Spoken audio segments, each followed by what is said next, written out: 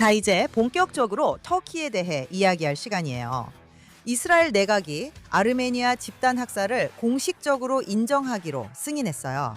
그 얘기를 논의하기 전에 먼저 도널드 트럼프 대통령이 터키 대통령 레제프 타이프 에르도안에 대해 뭐라고 했는지 들어봅시다. 당신의 아주 친한 친구 에르도안 대통령과 터키 국민들에게 전하고 싶은 메시지는 무엇입니까? 나는 그를 좋아하고 그는 제 친구이며 전쟁에 관여하지 않았습니다. 그는 이란과의 전쟁에 참전할 유력한 후보였고 이란 편에 설 수도 있었습니다. 이스라엘을 좋아하지 않아서였죠. 그래서 저는 전쟁에 관여하지 말아달라고 했고 그는 관여하지 않았습니다. 에르도안은 강인하고 훌륭한 지도자이며 군사력도 뛰어납니다. 그는 터키를 사랑하고 훌륭히 일하고 있습니다. 저는 미국을, 그는 터키를 사랑합니다. 그는 존경받는 사람이고 존경받는 지도자입니다. 그리고 그는 제 친구이기도 했습니다. 터키에 모두를 위한 선물 가방을 가져가시나요? 네. 그럴 것 같아요. 보세요. 그는 나토 회원국입니다. 어떤 사람들은 그를 그렇게 생각하지 않지만 그는 진짜입니다. 그는 나토의 강력한 회원국입니다. 네, 아마 그를 매우 기쁘게 할 무언가를 할 것 같아요. 알겠어요, 마크. 그러니까 에르도안에 대해 이야기해 주세요. 그래서 여기서 우리는 의견 차이가 있습니다. 오늘 우리 시청자와 청취자분들도 이 점을 들으실 텐데 우리는 이 문제에 대해 근본적으로 의견이 다릅니다. 당신은, 그리고 제가 의역하는 게 아닙니다. 당신을 의역하는 건 제 역할이 아니니까요. 당신은 당신의 입장을 직접 말할 수 있지만 제가 이해한 당신의 입장은, 그러니까 당신의 성격과도 잘 맞는 것 같아요. 왜냐하면 항상 파멸과 파괴에 관한 이야기니까요. 그리고 네, 그게 루시 블룸입니다. 하지만 당신은 심지어 때때로 터키가 이란만큼 나쁘다고 말하거나 암시하기도 하죠. 그리고 만약 이란이 지금 제압당해서 10년간 후퇴하게 된다면 우리는 터키를 주시해야 하고 터키가 새로운 위협이라고 말합니다. 그리고 터키는 무슬림 형제단이고 터키는 테러를 지원하며 터키는 하마스를 지원합니다. 터키는 이제 시리아를 통제하고 있고 시리아는 전직 지하디스트 바샤르 씨가 통제합니다. 터키가 아무리 나쁘다고 해도 당신에겐 여전히 부족할 겁니다. 저는 그것을 좀 더 복합적으로 바라봅니다. 그리고 저는 터키 대통령이 이스라엘이나 유대인의 친구라고 생각하지 않습니다. 반대로 그는 반복적으로 터무니없는 반유대주의적 발언을 한 것으로 알려져 있습니다. 그는 분명히 친구가 아닙니다. 하지만 그는 자신이 이란인들과 같지 않다고 생각합니다. 여기서 저는 구분하겠습니다. 그는 친구는 아니지만 같은 종류의 적도 아닙니다. 그리고 아주 간단한 예시 두 가지를 들어드리겠습니다. 2023년 10월 7일, 한 달 전 그는 유엔에서 네타냐후 총리를 만났습니다. 터키 대통령과 이스라엘 총리 사이에 회담이 있었습니다. 이란인 하마스 헤즈볼라는 이스라엘인을 만나지 않지만 이 사람은 만났습니다. 그 전해인 2022년에 그는 앙카라에서 이스라엘 대통령, 즉 우리 국가 원수인 헤르초그 씨를 위해 레드카펫을 깔았고 관계를 개선하고 싶다고 말했습니다. 물론 이 사람이 이스라엘에 대해 편견을 가지고 있다는 환상은 전혀 없습니다. 하지만 저는 그가 훨씬 더 실용적이라고 생각합니다. 예를 하나 들어보겠습니다. 시온주의 운동의 창시자인 테오도르 헤르츠는 시온주의 이익을 증진하기 위해 차르 정부의 강요들과 만났습니다. 그는 독일의 카이저 비렐름 2세도 만났는데 그 역시 반유대주의자였습니다. 하지만 할 수 있었죠. 헤르츠는 이들에게 우리에게 도움이 될 일을 시키길 바랐습니다. 환상 없이 말이죠. 그렇죠? 저는 네타냐후가 그를 만나는 것과 헤르초그의 방문 모두 찬성했습니다. 이 사람이 누군지 알지만 아야톨라라고 생각하진 않습니다. 저는 그가 차례에 더 가깝다고 생각합니다. 그는 오스만 제국을 재건하고 중동 최고 권력자가 되길 원하죠. 이해하지만 우리는 강합니다. 우리는 우위에 선 입장에서 그와 대화할 것입니다. 우리는 조율을 할 것이고 그가 우리의 이익을 생각하지 않는다는 것도 이해할 것입니다. 하지만 우리는 적어도 이론적으로는 이란과는 달리 이 사람과는 공존의 방식을 찾을 수 있습니다. 좋아요. 한 가지 정정하고 싶어요. 제가 그가 이란과 같다고 한 건 아니에요. 저는 그가 사악하다고 했고 당신은 사악하다고까지는 아니라고 했죠. 하지만 저는 그렇게 생각합니다. 이 사람은 방금 이스라엘과의 관계를 언급하셨죠. 그것들은 20년 아니면 30년 아주 오랜 역사의 작은 부분일 뿐이에요. 그 오랜 시간 동안 이스라엘은 터키와의 관계를 유지해야 한다고 말해왔죠. 우선 에르도안이 집권하기 전 그의 정당이죠. 그는 그 정당이 이슬람주의 정당이 아니라고 부인하지만 어쨌든요. 그는 하마스를 받아주고 있습니다. 그는 가자 봉쇄를 깨기 위해 하마스에게 선단을 보냈어요. 그는 네타냐후를 나치라고 부릅니다. 수년간 그는 중동 평화 상징인 시몬 페레스와의 회의에서도 자리를 박차고 나간 적이 있어요. 알겠죠? 그 사람은 반유대주의자이고 이스라엘의 적대적이며 테러리스트들을 좋아해요.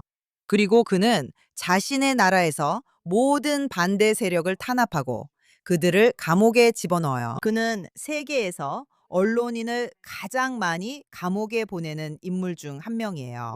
그리고 좋아요. 이렇게 오랜 세월 동안 우리는 항상 이해관계 때문이라고 들었죠. 터키의 영공이 필요하다. 이것이 필요하다. 저것이 필요하다. 이런 식으로요. 그런데 있잖아요. 10월 7일 이후 그는 필요 없어요. 제가 말씀드릴게요. 네타냐후가 오바마 대통령의 압력에 굴복했을 때 저는 정말 화가 났어요.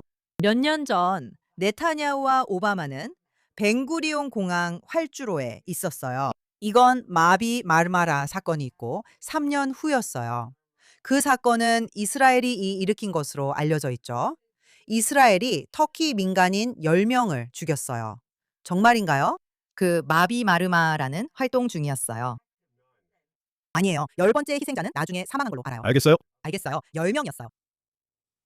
그 마비 마르마라호는 오늘날의 선단들처럼 봉쇄를 뚫기 위해 보내졌고 그 안에는 수많은 무기가 실려 있었어요. 그리고 이스라엘 군인들이 그 배를 막으려고 탑승했을 때 배에 타고 있던 사람들은 군인들을 바다로 던지기 시작했어요. 그래서 어쩔 수 없이 총을 쏴야 했어요. 우리가 그냥 가서 터키인들을 모두 죽였다는 생각은 말이 안 돼요. 또 오바마가 네타냐후에게 에르도안에게 전화하라고 강요했어요. 둘이 활주로에 있을 때요. 오바마가 네타냐후에게 전화를 넘기며 마비 마르마라 사건으로 에르도안에게 전화해서 사과해라고 했어요. 그리고 네타냐후는 그렇게 했어요. 왜냐하면 그는 현실주의자이기 때문이에요. 네타냐후는 현실주의자예요. 에르도안은 저는 그를 현실주의자라고 부르지 않아요. 저는 네타냐후를 현실주의자라고 부르는데 오바마에게 맞설 수 없다는 걸 알았기 때문에 그렇게 했던 거예요. 그리고 그는 그렇게 했을 뿐만 아니라 그 악한 사람들에게 수백만 달러의 배상금까지 지불해야 했어요. 저는 그 단어를 말하지 않겠습니다. 시청자분 중 한 분이 방송에서 욕하지 말라고 하셔서 안 하려고요. 대신 드릴 말씀이 있습니다. 좋아요. 이제 우리가 본격적으로 집단 학살 이야기를 하기 전에 잠깐 타이밍에 대해 이야기해 볼게요. 제가 직접적으로 그 말씀에 답변드리고 싶어요. 알겠죠? 말씀하세요. 그리고 우리는 집단 학살에 대해 이야기할 거예요. 이봐요. 하지만 우선 나는 네타냐후가 오바마에 의해 그렇게 하도록 강요받았다고 믿지 않습니다. 저는 네타냐후가 미국의 개입을 통해 터키와 이스라엘의 관계를 더 나은 방향으로 다시 시작해서 그 관계를 바닥에서 끌어올릴 수 있다고 생각했다고 봅니다. 그 발언 이후 약간 개선이 있었던 건 사실입니다. 이스라엘 입장에선 네타냐후가 올바른 선택을 했다고 봅니다. 네타냐후는 오바마가 강요해서 그렇게 한 것만은 아닙니다. 둘째로 그가 언론인들을 체포하고 테러리스트들과 관계를 맺고 있다는 점에 대해 매우 솔직하게 말씀하셨습니다. 알다시피 그는 하마스를 좋아하고 하마스는 터키에 사무실도 두고 있습니다. 맞는 말씀입니다. 하지만 민주주의에 대해 저에게 말씀하지 마세요. 우리는 이집트, 요르단, 아랍에미리트와 평화협정을 맺었습니다. 그리고 그게 뭔지 아세요? 저는 그렇게 말하지 않았어요. 제 말은 하지만 당신은 저에게 언론인 체포에 대해 이야기하고 있었잖아요. 그런데 민주주의라고 하셨죠? 만약 우리가 기다린다면, 만약 우리가 오직 민주적인 사람들과만 대화한다면 우리는 어떤 이슬람권 국가와도 대화하지 않을 거라고 생각해요. 맞죠? 만약 우리가 오직 인권의 기사들과만 대화한다면, 맞죠? 저는 현실 세계에서 미국이 반드시 미국의 가치를 공유하지 않는 많은 사람들과 대화하는 것처럼 이스라엘도 같은 경우라고 생각합니다. 만약 내일 사우디아라비아가 이스라엘과 평화를 원한다고 말하면 어떨까요? 저는 그 일이 내일 일어나진 않을 것 같고 아마 모레쯤일 수 있습니다. 하지만 그들이 그렇게 해도 우리가 여성운전이나 언론 자유가 먼저라고 말하진 않을 겁니다. 국가들은 그렇게 운영되지 않으니까요. 신뢰합니다. 저는 그 나라를 비난하고 그 나라의 지도자를 비난하며 공개적으로 반유대주의자인 한 나라의 지도자에 대해 이야기하고 있었습니다. 저는 그가 평화를 말했는지 얘기한 게 아니에요. 그는 그런 말 안 했고 우리를 공격했을 뿐이에요. 그런데 우리는 늘 사과만 하죠. 당신 이익에 맞으니 그런 거겠죠? 그리고 참고로 이스라엘 사람들은 터키에 몰려가곤 했어요. 항상 그랬죠. 지금은 아니에요. 왜냐하면 그들이 좀 두려워하거든요. 하지만 제가 한 가지 말씀드릴게요. 우리가 평화 관계를 맺고 있는 모든 나라와 마찬가지로 이스라엘 사람들은 관광을 위해 몰려가요. 그들은 그곳에서 돈을 쓰고 단지 방문하고 평화를 누리고 싶어 해요. 터키인들은 이스라엘 방문하나요? 아니요. 이스라엘 사람들은 항상 그래 왔어요. 그리고 터키와 이스라엘은 정말 가까워요. 제 생각에 벤구리온 공항에서 이스탄불까지 비행기로 1시간도 안 걸리는 것 같아요. 정말 가까워서 편리해요. 터키 사람들은 이스라엘에 오지 않고 그동안 내내 오지 않았어요. 이집트인들도 오지 않았어요. 우리가 평화협정 맺을 때 이스라엘 사람들은 카이로로 갔죠. 좋아요. 이제 우리는 벨리 댄스를 보러 갈 수 있고 피라미드를 즐길 수 있어요. 피라미드요. 요르단도 마찬가지예요. 그들은 보답하지 않아요. 알겠어요? 하지만 그 외에도 터키는 하마스를 지지했을 뿐만 아니라 하마스의 은신처를 제공했고 하마스를 지원했어요. 그리고 그 플로틸라도 보냈죠. 그리고 지금 게다가 트럼프조차도 방금 그 클립에서 들었죠. 그는 관여하지 말라고 말했다고 했어요. 아마 이 전쟁에서 이란 편에 섰을 거예요. 그러니까 부탁인데 터키가 태도를 바꾸기 전까지는 터키와의 관계에서 아무런 이익도 못 느끼겠어요. 알겠어요. 그건 제가 결정한 게 아니었어요. 이제 우리 외무장관 기디온 사르가 내각에서 통과됐지만 아직 크네셋에서는 통과되지 않은 법안을 왜 제안했는지에 대해 이야기해 볼게요. 크네셋이 몇 년 전에 그랬던 것 같은데 그렇지 않나요? 몇 년 전에 했었죠? 아니에요. 그 법안은 통과된 적 없고 미국과 다른 나라들은 아르메니아 집단 학살을 인정합니다. 이스라엘은 당신이 말한 모든 이유 때문에 그걸 하지 않았어요. 우리는 에르도안과의 관계를 유지해야 하니까요. 에르도안. 미안해요. 그건 더 이전 일이에요. 그건 터키의 현 대통령이 등장하기 전부터 있었던 일이에요. 알겠어요? 알겠어요. 수년 동안. 수년 동안 이스라엘은 사실 터키와 매우 좋은 관계를 유지해 왔어요. 이스라엘이 워낙 작기 때문에 한때 이스라엘 공군이 터키인으로서. 왜냐하면 이스라엘은 지리적으로 너무 작기 때문이에요. 알다시피 만약 F-16을 조종하면서 가속 페달을 밟는다면 물론 F-16에는 실제로 가속 페달이 없다는 건 알지만 비유적으로 말하자면 가속 페달을 밟는 순간 이미 이스라엘 영공을 벗어나게 됩니다. 그리고 이스라엘 조종사들은 터키로 가서 터키 공군과 함께 훈련하곤 했습니다. 이것은 서로에게 이득이었습니다. 터키 주종사는 실력 좋은 이스라엘 주종사와 훈련하고 이스라엘 주종사는 넓은 영공에서 모의 공중전 같은 다양한 훈련을 할 수 있었습니다. 우리는 예전에 터키와 아주 좋은 관계를 맺고 있었습니다. 저도 터키로 휴가를 갔던 많은 이스라엘 사람들 중 한 명이었습니다. 그들은 우리를 좋아했고 우리도 그들을 좋아했죠. 하지만 그는 세기 전환기에 집권하게 되죠, 맞죠? 그리고 상황이 더 복잡해졌습니다. 관계가 나빠지는 과정은 느리고 점진적이었죠. 저는 아직 정부 회의에 참석하고 있었어요. 새 터키 정부가 들어선 첫 몇 년 동안이었죠. 그들은 이스라엘에 정말 친절하게 대했습니다. 그리고 이스라엘과의 관계에는 변화가 없을 거라고 말했죠. 처음엔 좋은 신호가 있었지만 상황이 달라졌습니다. 그리고 1990년대로 돌아가 보면 심지어 그 전인 1980년대에도 미국 의회와 서방의 다른 인사들이 모두 이런 결의안을 통과시키고 있었습니다. 오스만 제국 시절 터키 공화국과 아타투르크 등장 전 제1차 세계대전 때 터키의 아르메니아인 집단 학살을 인정하는 내용이었습니다. 우리가 말하는 것은 터키가 아직 군주제였던 시절, 즉 오스만 제국이었던 때에 일어난 일이라는 것입니다. 하지만 이스라엘은 늘 아니라고 했습니다. 그리고 심지어 미국 의회에서 이스라엘의 친구들이 우리에게 왜 이걸 못하냐고 물어봐도 우리는 터키와 아주 좋은 관계를 맺고 있기 때문이라고 대답하곤 했습니다. 터키는 좋은 친구였고 우리는 문제를 만들고 싶지 않았습니다. 그러나 그들은 당신들은 유대인이고 홀로코스트를 겪었으니 더 적극적으로 나서야 한다고 말했습니다. 왜 아르메니아인들에게 더 배려하지 않느냐는 말이 있었고 이스라엘 내에서도 큰 논쟁이 있었습니다. 그러나 결국 현실 정치가 항상 우선이었고 우리는 터키와의 좋은 관계를 위험에 빠뜨리고 싶지 않다고 했습니다. 그리고 터키와의 관계가 나빠지기 시작했을 때 제 생각에 이스라엘의 많은 사람들이 그게 옳든 그르든 이제 관계가 어려워졌다고 말했습니다. 우리는 더 이상 불을 키우고 싶지 않았습니다. 그리고 지금 이스라엘에서는 관계가 더 나빠질 수 없다는 인식이 생겼고 어차피 할 거면 하는 게 낫지 않냐는 생각이 듭니다. 어차피 역사적 진실이기도 하고요. 우리는 우리가 속한 서방의 공감대를 이제 따라잡고 있습니다. 여기서 꼭 할 말이 있다고 생각합니다. 저도 그게 서방의 합의이고 정치적으로 올바른 입장임을 압니다. 많은 역사가들이 1차 세계대전 아르메니아인 집단학살을 언급한다는 것도 압니다. 하지만 제가 존경하는 사람이 있습니다. 여러분도 존경하실 버나드 루이스는 대부분 옳았던 유명한 중동 역사가입니다. 그는 1차 세계대전 때 아르메니아인들이 학대와 학살, 추방을 당해 많은 사람이 죽었다고 말했습니다. 하지만 그는 제노사이드라는 단어는 적용되지 않는다고 했습니다. 왜냐하면 오스만 정부가 홀로코스트 때 유대인들에게 했던 것처럼 모두를 학살하려는 계획이 있었다고 보지 않았기 때문입니다. 알겠습니다.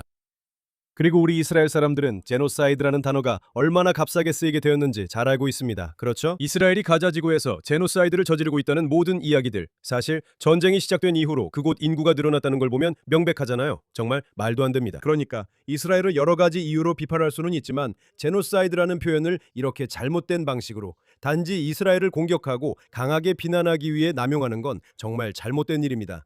이스라엘의 정당성을 훼손하려는 거죠. 아르메니아인 학살에 제노사이드라는 표현이 맞을까요? 저는 당시의 역사가가 아니지만 아르메니아인들이 부당하게 대우받았다는 건 압니다.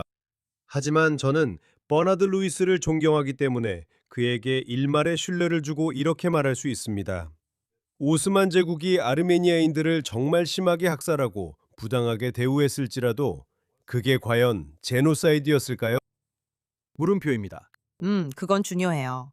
그리고 버나드 루이스, 맞아요. 저도 그분 생전에 정말 존경했어요. 저는 그분을 알고 있었고 여러 번 인터뷰도 했어요.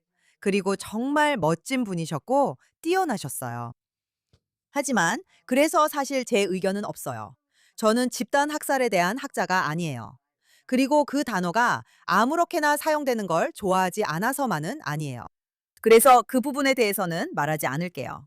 제가 하고 싶은 말은 에르도안이 우리가 지금 그것을 인정하는 이유가 가자에서 우리가 저지른 집단 학살에서 관심을 돌리기 위해서라고 말하는 건 정말 뻔뻔하다는 거예요. 그리고 말씀대로 가자에서는 집단 학살이 없었습니다. 그것 말고도 우리는 지금 에르도안이 오스만 제국의 다음 황제가 되려고 한다는 걸 알고 있어요.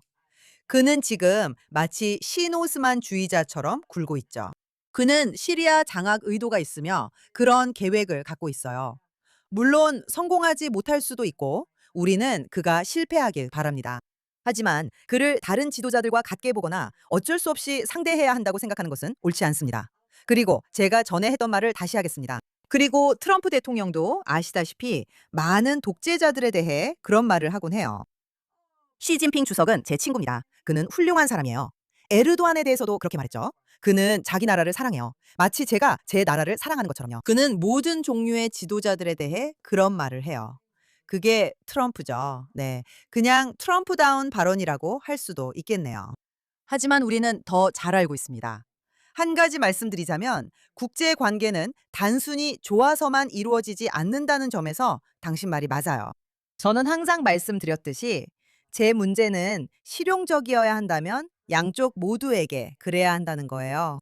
그리고 제 요점은 항상 이스라엘은 항상 상대방을 고려한다는 거예요. 그리고 우리는 상대가 우리를 고려하는 것보다 우리가 그들을 필요로 한다는 점을 더 많이 감안해요. 사실은 그들이 우리를 더 필요로 하는데도 말이죠. 우리는 더 나은 군대를 가지고 있어요. 우리가 미국보다 낫다는 얘기는 아니고 지금은 미국 얘기가 아니었어요. 제가 말씀드리려는 건 당신이 말하는 그런 나라들, 그러니까 제3세계 국가들이나 그런 나라들에 관한 거예요. 우리는 뛰어난 기술력과 두뇌, 그리고 사회, 시민사회를 가지고 있어요. 우리는 여러 면에서 우월해요. 그런데도 우리는 국제관계에서 비굴하게 굴죠.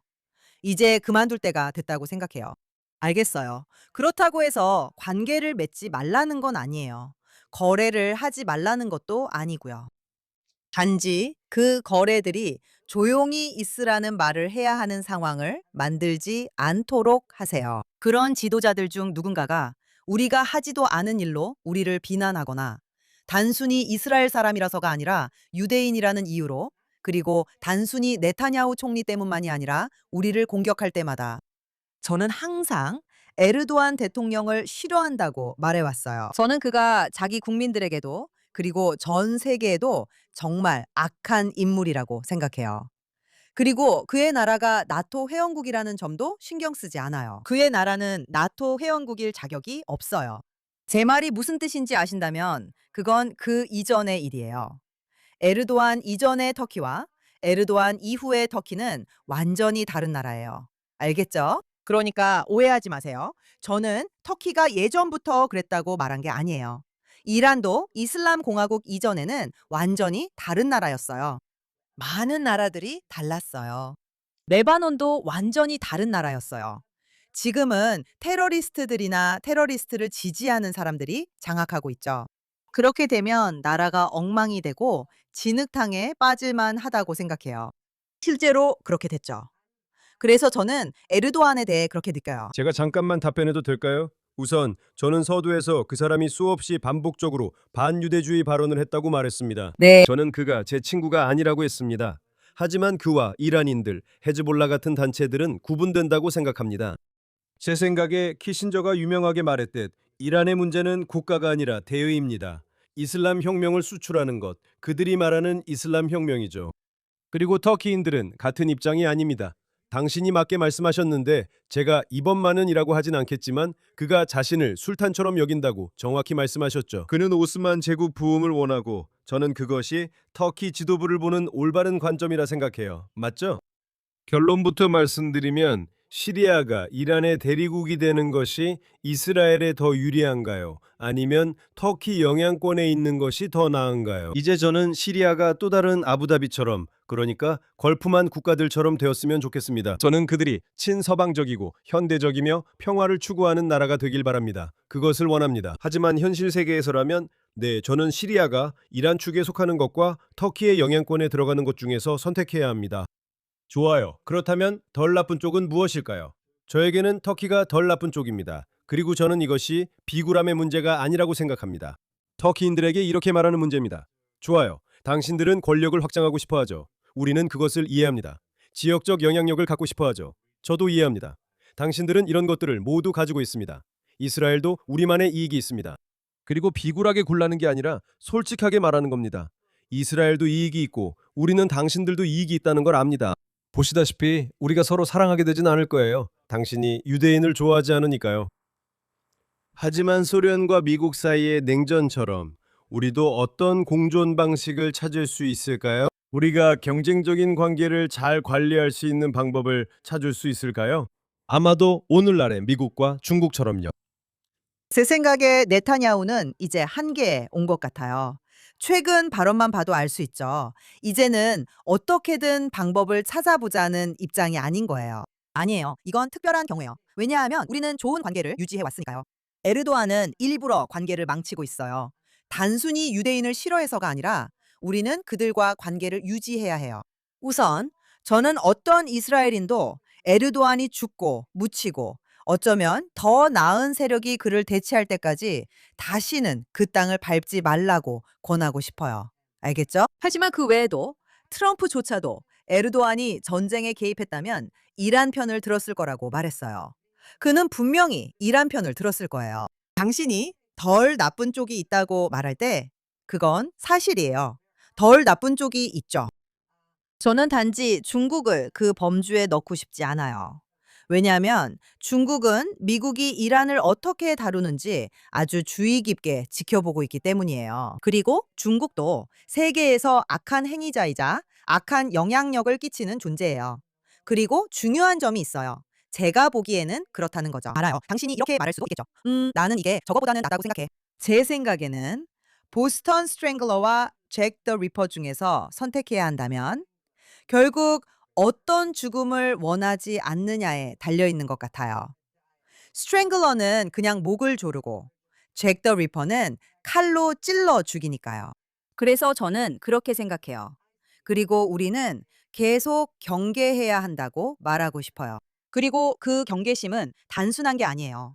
저는 우리가 항상 전쟁을 해야 한다고 말하는 게 아니에요.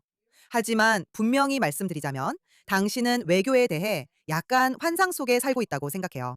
외교는 상대방이 우리가 그들을 완전히 이길 수 있다는 걸 알 때만 효과가 있다는 걸 우리는 이미 봤어요. 그래서 저는 동의하지 않는 건 아니에요. 그러니까 당신의 표현을 받아들이지는 않아요. 제가 환상 속에 산다고 생각하지 않아요. 저는 때때로 좋아하지 않는 사람들과도 함께 일해야 하는 현실 세계에 산다고 생각해요. 때로는 당신이 그들의 가치관을 공유하지 않는 사람들과도 함께 일해야 할 때가 있어요. 때로는 당신을 좋아하지 않는 사람들과도 함께 일해야 할 때가 있죠. 맞잖아요? 그리고 하지만 필요에 의해 함께 일할 방법을 찾게 되죠. 하지만 지금 말씀하신 내용은 그 루시 블룸과도 맞아떨어지네요. 오늘 두 번째로 이렇게 하게 되네요. 죄송합니다. 계속하세요. 지옥불 같은 얘기. 맞아요. 파멸과 암울함이죠.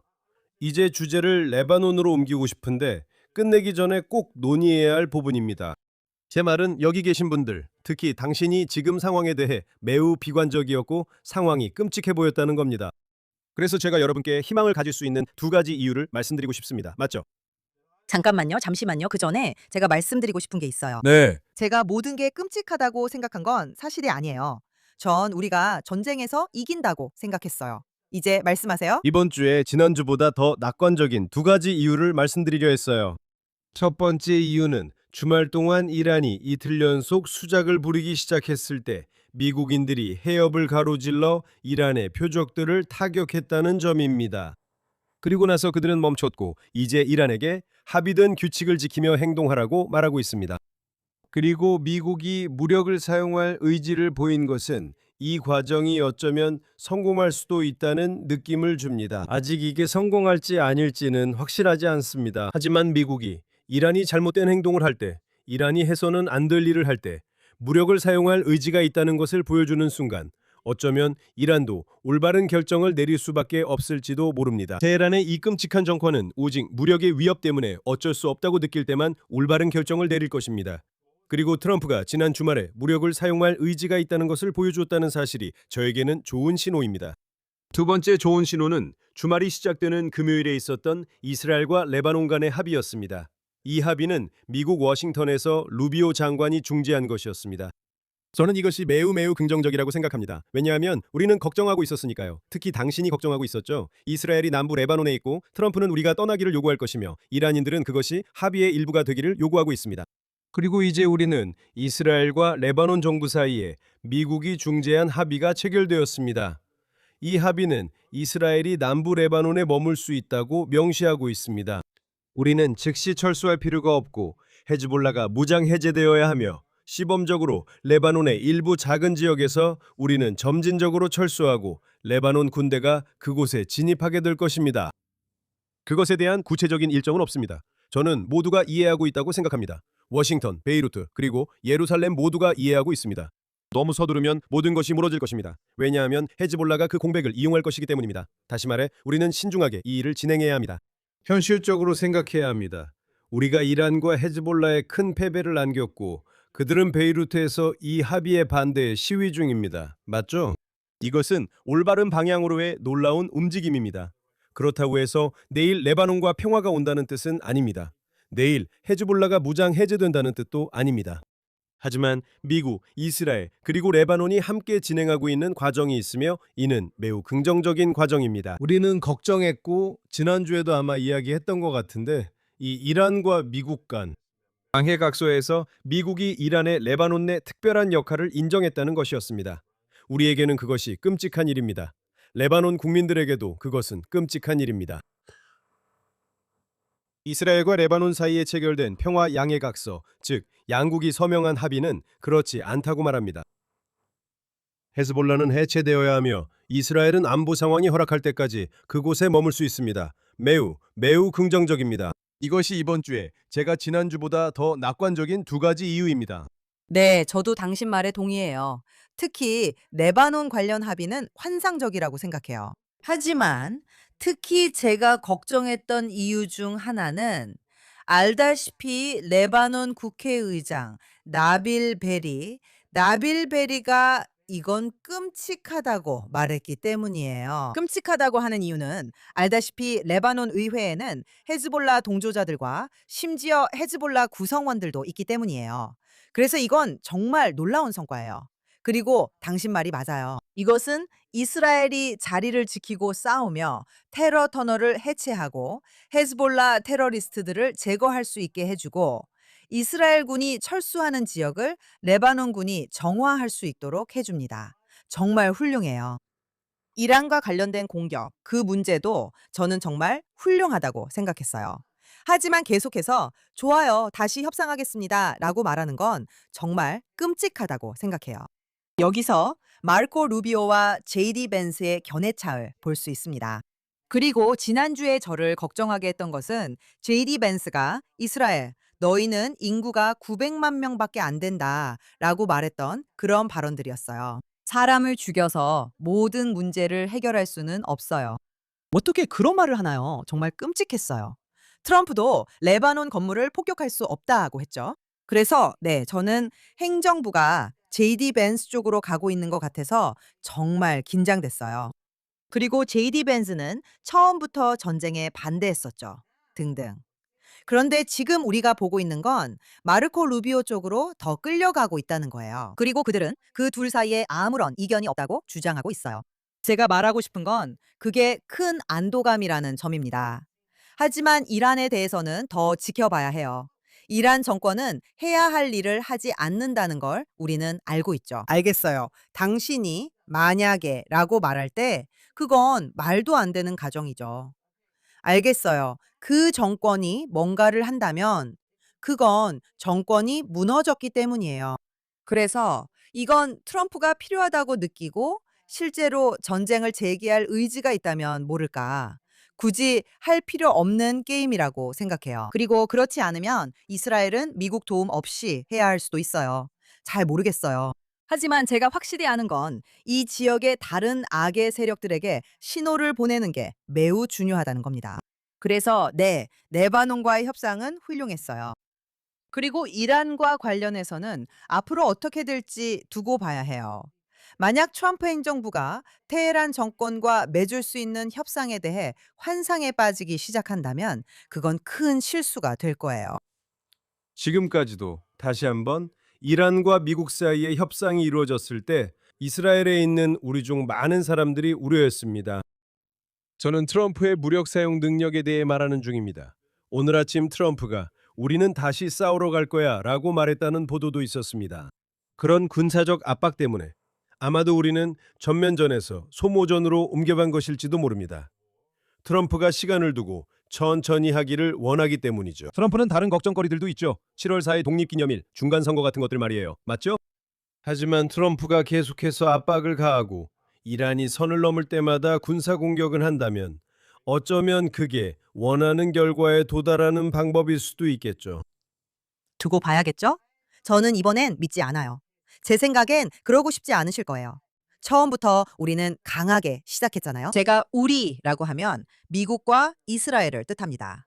처음엔 이스라엘이었어요. 트럼프가 공을 자신에게 돌리길 좋아하지만 힘든 일은 저희가 했고 이후 미국 공군이 인상적으로 투입됐습니다. 그리고 두 경우 모두 정말 훌륭한 공동 작전이었어요. 그건 의심할 여지가 없죠. 그리고 결국에는 좀 맥없이 끝나게 되었죠. 소모전이라고 할 때 그런 전쟁은 항상 나쁜 거예요. 그러니까 우리가 원하지 않는 것 중 하나는 우리는 소모전에 대한 경험이 너무 많아요. 가자 지구에서 했던 것처럼 들어가서 잔디 깎기 식으로 작전을 했고 결국 10월 7일 같은 일이 벌어졌잖아요. 그래서 저는 거기에 큰 기대를 하지 않아요. 그리고 트럼프가 정신을 차리길 바라고 있어요. 이건 타이밍의 문제가 아니에요. 내일 트럼프 대통령이 전면전을 다시 선포해야 한다고 생각하는 건 아니에요. 제가 말하는 건 타이밍이 아니라 그 개념이에요. 그 정권은 절대 당신이 원하는 대로 하지 않을 거라는 거죠. 그리고 어떤 문서에 서명을 하더라도 그건 정말 나쁠 거예요. 왜냐하면 그들이 서명하는 건 우선 그들이 지키지 않을 테니까요. 하지만 그들이 동의해서 서명하는 것은 이미 미국이나 이스라엘이 받아들일 수 없는 것일 거예요. 그래서 그날은 정말 나쁜 날이 될 거예요. 이게 제가 말하고 싶은 거고 저는 인내할 준비가 되어 있어요.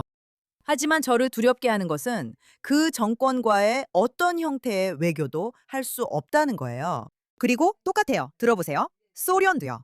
버나드 루이스가 그 말을 했어요. 우리가 이미 그를 언급했으니까요. 미국과 소련 사이에 상호 확증 파괴, 즉 MAD 정책이 있었던 이유는요. 양쪽 모두 핵무기를 가지고 있었고 서로를 겨냥하고 있었어요. 그래서 어느 쪽도 아무 행동도 하지 않을 거예요. 그는 이란 정권과는 그런 식으로 할 수 없다고 말했어요. 왜냐하면 그들은 이슬람 이데올로기를 가진 사람들이고 자살도 불사할 만큼 극단적이며 12이만파 신봉자들이기 때문이죠. 그래서 비교할 수 없다고 했어요. 그들과는 상호 확증 파괴라는 개념이 없어요. 계속하세요. 그들은 괜찮을 거예요. 우리가 봤듯이 그 정권은 자기 국민들도 기꺼이 죽이고 필요하다면 다른 모든 사람들도 죽일 거예요. 그건 달라요. 소련은 아무리 사악했어도 자살을 원하지는 않았어요. 소련은 천국에 가서 72명의 처녀를 얻는다는 식의 믿음은 없었어요. 그게 정말 정말 큰 차이죠. 그래서 이란이 핵무기를 갖게 해서는 절대 안 되고 이스라엘이 관여한다면 절대 갖지 못할 겁니다. 마지막으로 이렇게 말씀드리고 싶어요. 가끔 제가 당신을 비관적인 루시 블룸이라고 불렀고 당신은 저를 외교를 믿는 순진한 사람이라고 불렀죠. 제 입장을 분명히 하고 싶은데 저는 특히 이란인이나 터키인 같은 사람들을 상대할 때 유명한 미국인이 말했듯이 큰 몽둥이를 들고 다녀라 라는 말을 믿습니다. 그렇죠. 그 말이 있잖아요. 부드럽게 말하되 강압적 외교라는 개념이 있습니다. 그리고 트럼프가 말하는 전략이 있죠. 맞죠? 그리고 저는 트럼프가 이란인들에 대해 어떤 환상도 가지고 있지 않다고 생각합니다. 그는 그들이 온건한 지도자라고 말할 수 있지만 저는 그가 그걸 단 한순간도 믿는다고 생각하지 않아요. 맞죠? 그는 자신이 누구와 상대하고 있는지 정확히 알고 있습니다. 제 생각엔 그들에게 압박을 가하고 큰 몽둥이를 들며 때때로 때리는 거죠. 트럼프가 주말에 했던 것처럼요. 맞죠? 그리고 이렇게 말하는 거죠. 만약 이 상황에서 벗어나고 싶다면 맞죠? 동의해야 한다고. 핵 프로그램을 포기해야 한다고요. 그리고 당신은 회의적이고 저도 그게 가능할지 확신이 없습니다. 제가 말하고 싶은 건 여기서 전략이 보인다는 겁니다. 저는 앞으로 그러니까 트럼프가 백악관을 떠날 때까지 약 2년 반 동안 이란에 장기적으로 압박을 가하는 것이 효과가 있을 수 있다고 생각합니다. 오늘은 여기서 마무리하죠. 그렇죠, 브루스? 우리는 끝났지만 한 가지만 더 말씀드리자면 JD 벤스가 그들이 우라늄과 일부 탄도미사일을 조금은 보유할 수도 있다고 말했습니다. 이게 있잖아요. 당신이 괜찮다고 말해도 그들이 저런 식으로 말하기 시작하는 순간 우리는 곤란해지는 거예요. 그러니 지켜봅시다. 당신 말처럼 되길 바라요. 그리고 맞아요. 시간이 다 됐고 이스라엘 정치에 대해 이야기할 시간도 다 됐어요. 그게 오히려 다행이죠. 누가 그걸 참을 수 있겠어요? 그러니까 다음 주에 이야기해요. 기대하고 있을게요.